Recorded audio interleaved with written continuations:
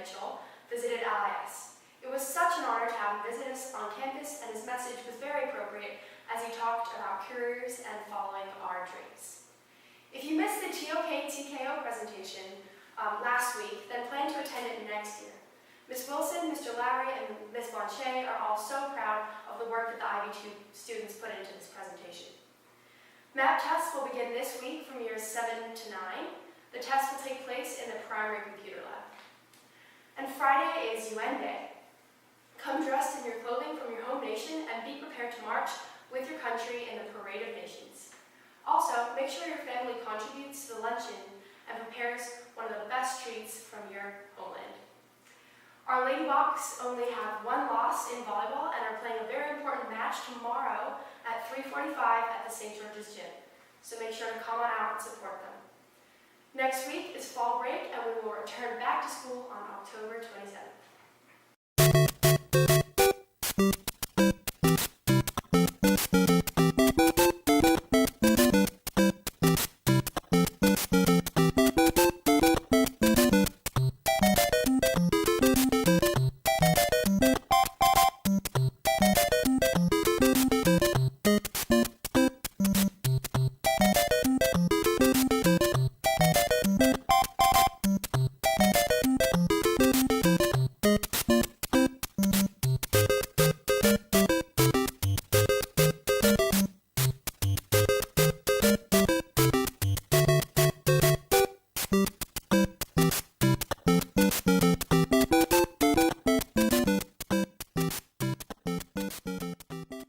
LIS has received a lot of publicity over the past 2 weeks. If you missed them live, then here are a few clips.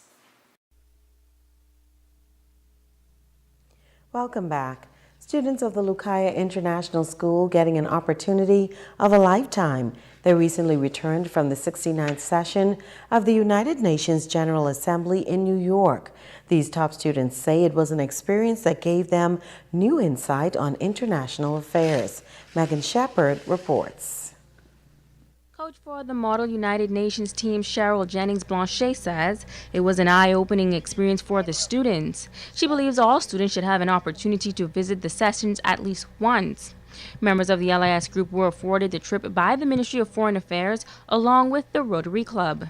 We were selected because we won what's known as the Model United Nations debate, and my team had 2 questions that were faced before them. One was a question of privacy during the digital age. Their second question that they had to respond to was a question on migration. It was basically immigration itself. Now, my students were representing Tunisia. So when the students come into the debate, they are no longer from Lucaya International School, they are from the country of Tunisia. And they must talk and respond just like delegates and representatives of the United Nations. These students say they left with a better understanding of how international laws are made and how important it is for countries around the world to come together and combat world issues. The students say they were very impressed by the speech delivered by the Minister of Foreign Affairs, the Honorable Fred Mitchell. It was a pleasure to be there and listen to what he had to say, and I thought what he said was very valuable. It was interesting to hear him address crime and illegal immigration and environmental issues for the Bahamas, and to just be in the UN General Assembly and see how the UN works and see all the other delegates in the on the floor taking notes and listening to what he had to say was very valuable. It was really interesting because he spoke about a lot of interesting things that go on in the Bahamas. I found it very cool how we can go from the simulation of Model United Nations to the real thing, and you can compare each and you can see the future of what is to come out of Model United Nations. The students were also able to visit the Bahamas mission while in New York and say they left with a greater sense of Bahamian pride. I was just very proud to be a Bahamian in New York because the people that were representing our country were just, they had so much knowledge and they knew exactly what they were doing, and it was kind of like a proud moment that I got to be a part of this whole experience. Top debater Marlena Leonard says not only did the experience change her worldview, but she now has a greater appreciation for our country's leaders. Minister Fred Mitchell was so amazing with the way that he was representing our country and clearly and eloquently saying what our main problems are and why more people and more countries should be concerned about it. I think it is a very interesting thing, and I would be interested in doing it because it affects more than us. It's a global thing, and it's a positive organization that's working toward peace and just a better world with better human rights. The students were allowed to listen on 3 speakers in total, and they all agreed that the experience has broadened their view on how the world must come together. Megan Shepard, ZNS Network News. Well, we end our news with this special story tonight. 6th grade students from the Lucaya International School made a stop here at ZNS this morning on a field trip.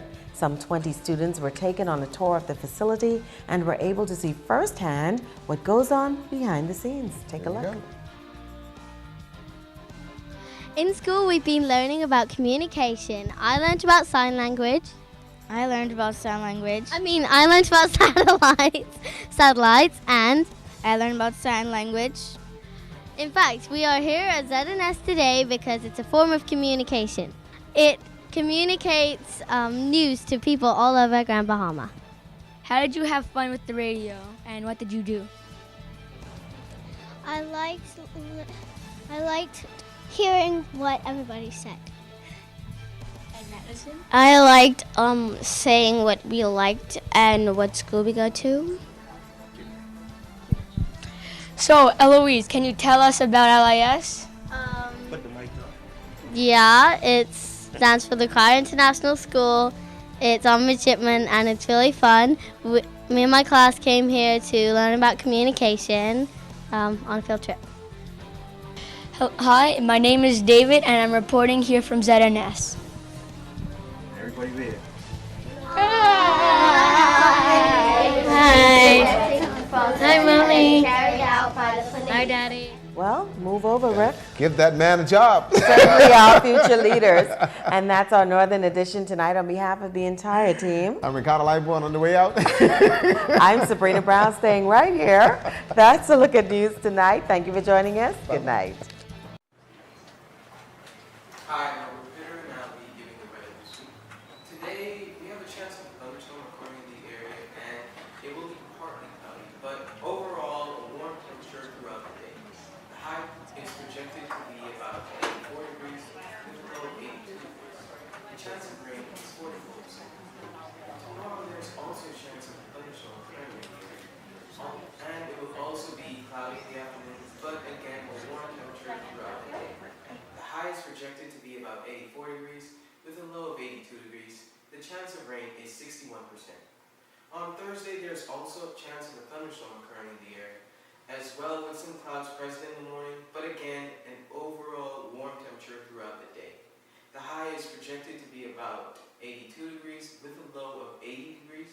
The chance of rain is 48%. On Friday, it's going to be sunny and warm throughout the day, as it was earlier this week. The high is projected to be about 82 degrees with a low of 79 degrees, and the chance of rain is 20%.